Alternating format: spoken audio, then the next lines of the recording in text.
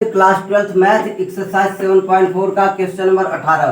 हमें समाकलन करना है 5x minus two upon 1 plus 2x plus 3x square का। ओके बच्चों, तो ध्यान दीजिए, जब कभी भी द्विघात बहुपद और एक घात बहुपद एक साथ में दिखाई दे तो उसका समाकलन करने के लिए एक घात बहुपद को इस प्रकार से मान लिया जाता है। ओके बच्चों, जब कभी द्विघात बहुपद और एक घात बहुपद एक साथ में दिखाई दे तो उसका समाकलन करने के लिए एक घात बहुपद को इस प्रकार से मान लिया जाता है। यहाँ पर द्विघात बहुपद ये है और एक घात बहुपद ये है, तो ध्यान दीजिए, माना एक घात बहुपद बराबर A D D x bracket में द्विघात बहुपद प्लस बी। माना एक घात बहुपद बराबर A D D x bracket में द्विघात बहुपद प्लस बी। ओके बच्चों, अब इसे सरल करके ए और बी का मान निकालेंगे। ओके बच्चों, तो आगे ध्यान दीजिए, 5x माइनस टू तो वैसे ही रह गया, ए भी वैसे ही रह गया। डी डी एक्स का मतलब हुआ बच्चों, इसका हमको अवकलन करना है। डी डी एक्स का मतलब हुआ हमें द्विघात बहुपद का अवकलन करना है।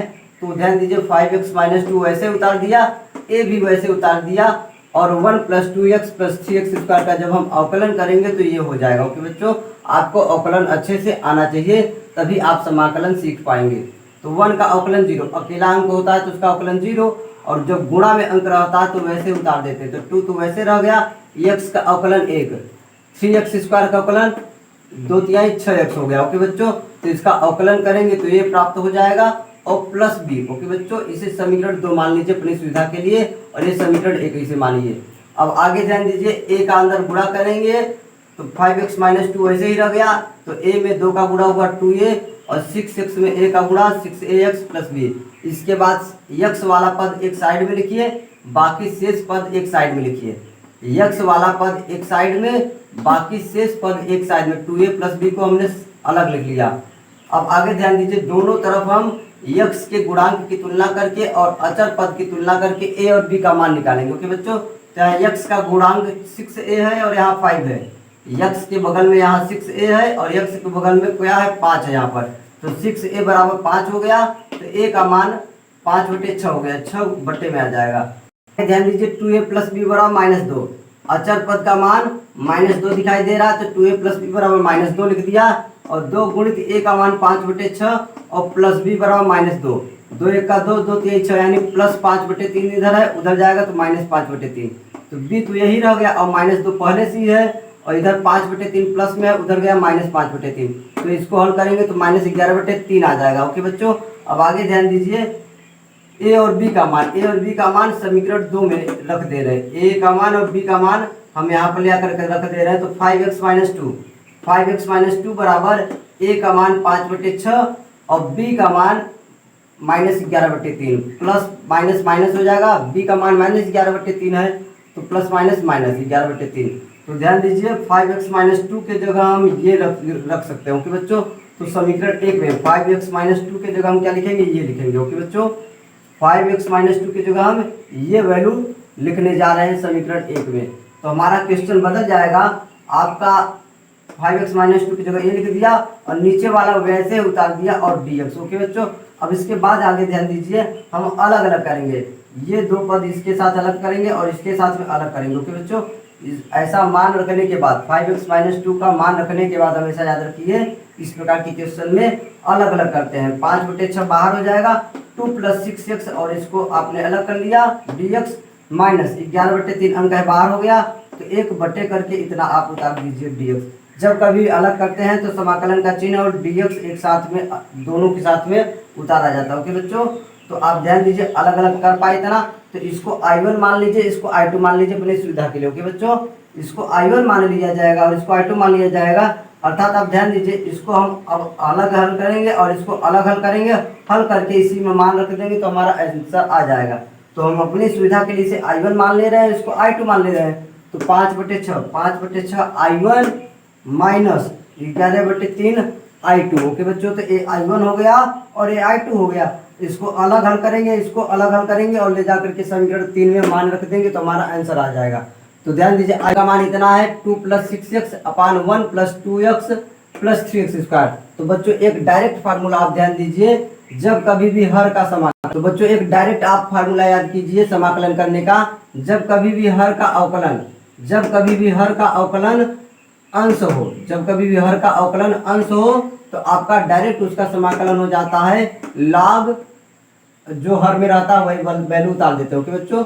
जब कभी भी हर का अवकलन अंश वाला हो तो लॉग और हर को उतार देते हो, वही आपका समाकलन हो जाता है। आपको मैंने यहाँ पर फार्मूला के रूप में भी मैंने लिख दिया, यहाँ पर ध्यान दीजिए, ये एफ एक्स है और एफ डैश एक्स है। इसका मतलब एफ एक्स का अवकलन एफ डैश एक्स है बच्चों। एफ एक्स का अवकलन एफ डैश एक्स है तो आपका इसका समाकलन हो जाएगा log F x. F x का मतलब हर वाला वैल्यू। ओके बच्चों, तो ध्यान दीजिए, जब कभी भी हर का अवकलन अंश हो, हर का अवकलन अंश हो तो आपका डायरेक्ट आंसर हो जाएगा लॉग हर। और यहाँ प्लस ही आप समाकलन स्थिरांक लगा सकते हैं या लास्ट आंसर में लगा दीजिएगा, उससे कोई फर्क नहीं पड़ेगा। ओके बच्चों, अब आगे ध्यान दीजिए, I1 का मान आ गया। I1 को आपने हल किया, इसकी वैल्यू I1 का मान इतना आ चुका है। ओके बच्चों, अब I2 का मान इतना है। अब इसको हल करेंगे तो I2 बराबर ध्यान दीजिए 1/1 + 2x + 3x स्क्वायर है। अब इस प्रकार के क्वेश्चन आप पीछे बहुत कर चुके हैं। जब कभी अकेला द्विघात बहुपद रहता है, जब कभी अकेले द्विघात बहुपद होता है तो उसे पूर्ण वर्ग विधि द्वारा आप a² + x² के रूप में या तो a² - x² के रूप में बदलते हैं। तो I2 बराबर इतना हो गया और यहाँ पर मैंने बताया x² के बगल में 1 होना चाहिए, तो यहाँ पर हमने 3 कॉमन कर लिया तो 1/3, क्योंकि हर में ये चीज है तो 1/3 करके बाहर हो गया और 3 से 3 को भाग दिए तो x² बचा, 2 को 3 से भाग दिए तो 2/3x और 1/3, क्योंकि कॉमन का मतलब होता है भाग देना। कॉमन का मतलब क्या होता है जी? भाग देना। हमने हर में 3 कॉमन कर लिया है, 3 कॉमन कर लिया तो हमारा x² + 2/3x + 1/3 बचा। ओके बच्चों, अब आगे ध्यान दीजिए, उसके बाद मैंने बताया है x के बगल वाली संख्या का आधा करते हैं। 2/3 का आधा करेंगे तो आपका आधा करने के लिए 1/2 का गुणा कर दिया जाता है तो 1/3 बचा। तो आप 1/3 का वर्ग यानी 1/9 घटाएंगे और जोड़ेंगे, चाहे पहले माइनस लिखे चाहे प्लस, उससे कोई फर्क नहीं पड़ेगा। ओके बच्चों, तो ध्यान दीजिए, आगे आपने ये पूरा वैसे उतार लिया है और -1/9 जोड़ दिया और +1/9 आपने -1/9 घटाया, 1/9 जोड़ा, चाहे प्लस पहले लिखो चाहे माइनस लिखो, उससे कोई फर्क नहीं पड़ेगा। अब ध्यान दीजिए, ये जो दो पद यक्स वाला दो पद रहता है और जिसको जोड़ते हैं, यक्स वाला जो पद रहता है दो पद होता है और जिसको जोड़ते हैं लास्ट वाली किसका स्क्वायर है? 1/3 का स्क्वायर है और शुरू वाला x का स्क्वायर है, यानी x + 1/3 का होल स्क्वायर कर दीजिए और प्लस इसको हल करेंगे तो 2/9 आ जाएगा। हर समान करने के लिए 3 × 3 = 9, 3 का ऊपर नीचे गुणा, 3 में से घटा दिए 2/9 आ गया। ओके बच्चों, तो इसको हल करने पर आपको इतना प्राप्त हुआ। उसके बाद आगे ध्यान दीजिए, 2/9 को ये पूरा वैसे उतार दीजिए आपने 1/3 और ये वाला वैसे उतार दिया।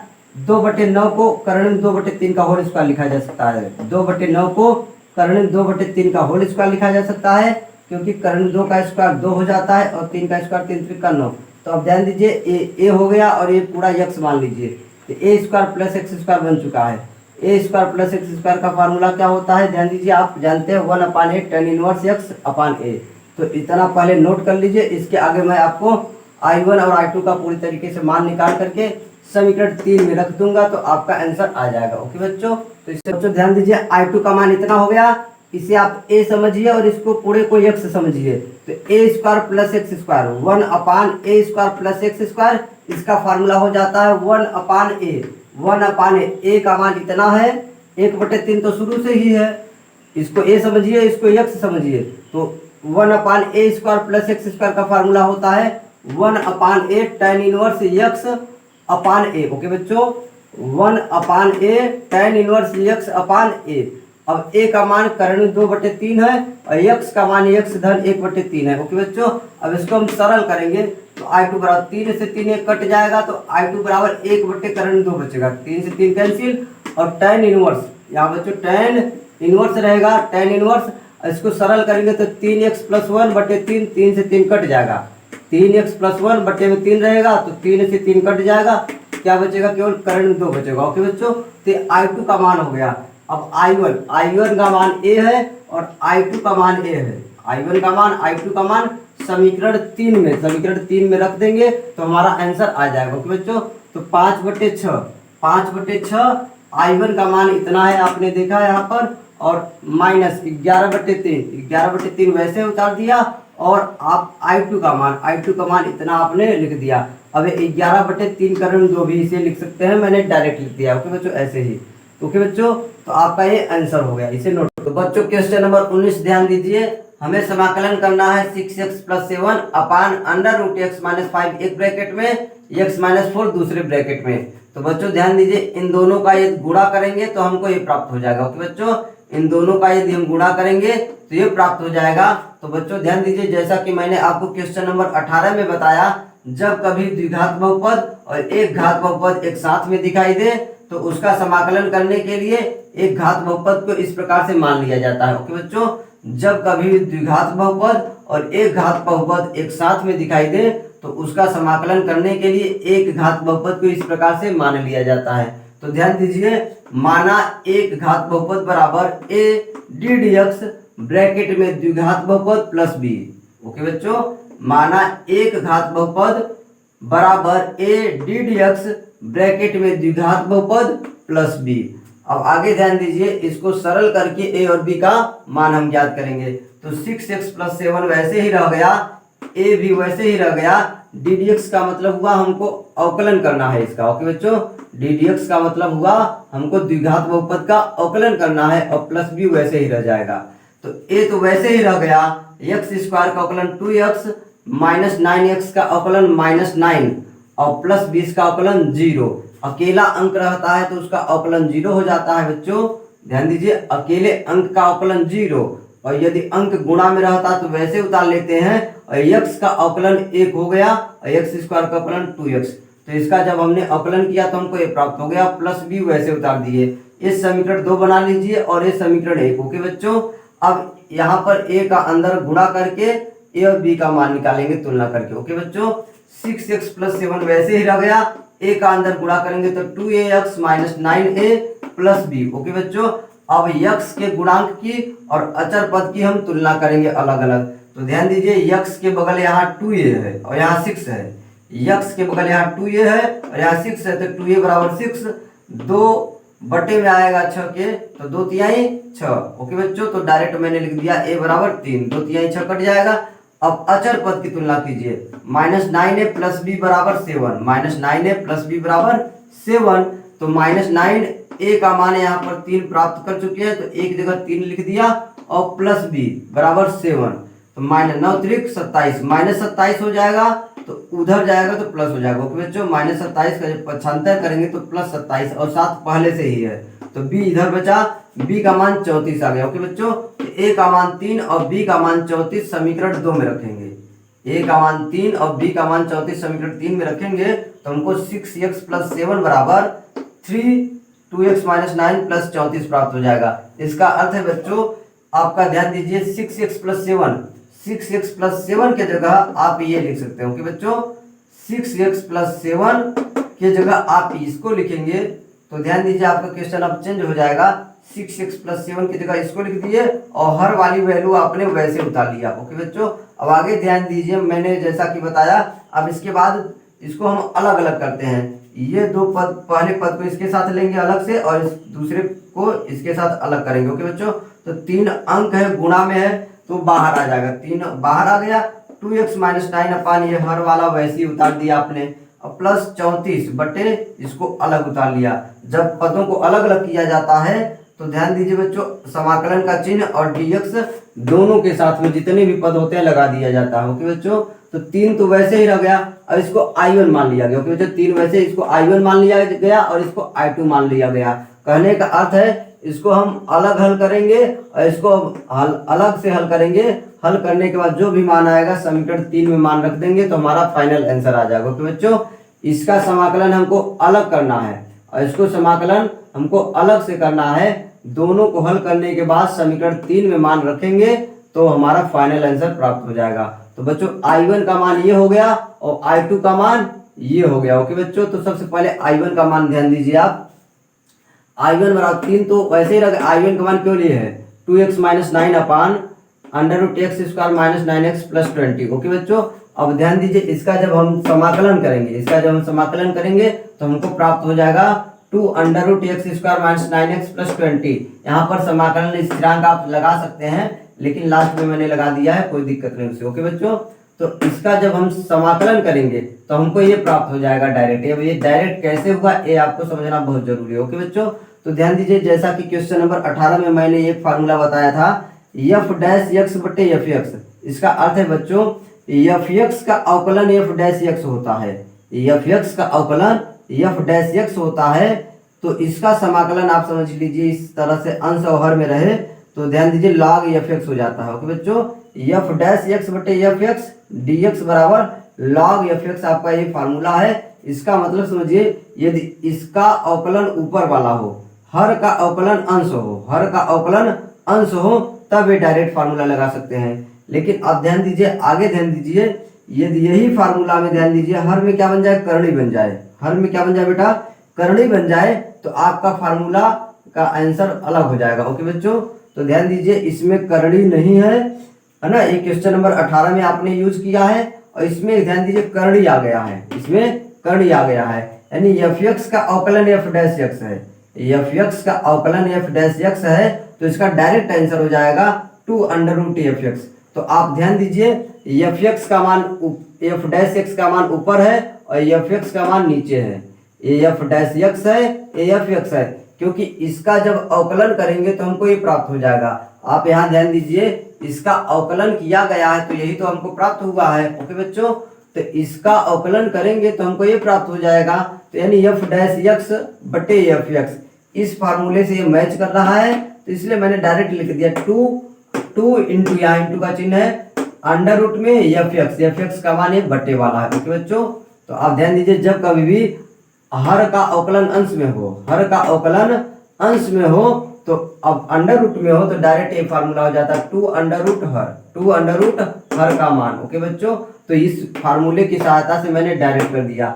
यहाँ पर ये फार्मूला आपको लिखना पड़ेगा, कैसे आपने डायरेक्ट किया, नहीं तो आपको इसको टी मान करके हल करना पड़ेगा समाकलन। ओके बच्चों, तो आप ये फार्मूला लिख देंगे तब ये आपका सही रहेगा, क्योंकि ये बड़े क्वेश्चन है तो आप डायरेक्ट ऐसा कर सकते हैं, फार्मूला को आप यहाँ लिख देंगे कि इसका हमने प्रयोग किया। ओके बच्चों, अब आगे ध्यान दीजिए, तो I1 का जब हमने समाकलन किया तो हमको ये प्राप्त हो गया डायरेक्ट। अब I2 ध्यान दीजिए, I2 का मान ये है, तो I2 बराबर ये आपको दिखाई दे रहा है। अब जैसा कि आप इस एक्सरसाइज में बहुत सारे क्वेश्चन किए, 1 से लेकर के 15-16 क्वेश्चन तक, जब कभी अकेला द्विघात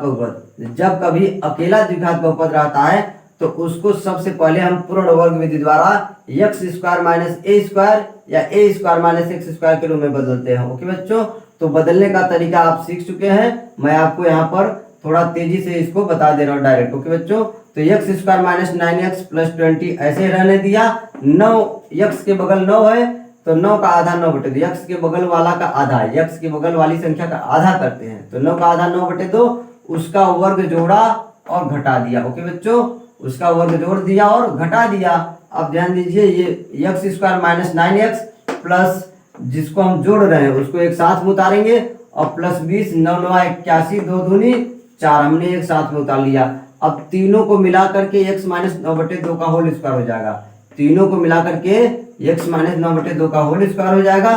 20 चौक 80, 80 में से 81 घटा देंगे तो आपका माइनस 1 बटे 2 हो जाएगा। ओके बच्चों, 20 चौक 80 हो गया, 80 में से 81 घटा देंगे तो माइनस 1 हो जाएगा, माइनस 1 बटे, और यहाँ 4 आ जाएगा, 1 बटे 4 को 1 बटे 2 का होल स्क्वायर मैंने डायरेक्ट लिख दिया। ओके बच्चों, यहाँ माइनस 1 बटे 4 आएगा, 1 बटे 4 का मतलब 1 बटे 2 का होल स्क्वायर। ओके बच्चों, अब ध्यान दीजिए, आपका एक फार्मूला होता है समाकलन dx बटे under root x square minus a square, तो इसका डायरेक्ट समाकलन ये हो जाता है। ओके बच्चों, अब ध्यान दीजिए, इसका यदि हम डायरेक्ट समाकलन करेंगे तो हमको ये फार्मूला मालूम है, तो इस फार्मूले से इसकी तुलना कीजिए, x के जगह ये पूरा है x माइनस 9 बटे 2 का होल स्क्वायर, ये पूरा x है और ये पूरा a है। a का मतलब अचर पद समझिए, अकेला अचर पद, 1 बटे 2 का मान, यहाँ a का मान 1 बटे 2 है। ओके बच्चों, तो x का मान ये पूरा ब्रैकेट वाला ये है और a का मान 1 बटे 2 है, तो आप इस फार्मूले में मान रखेंगे तो बेटा log हो जाएगा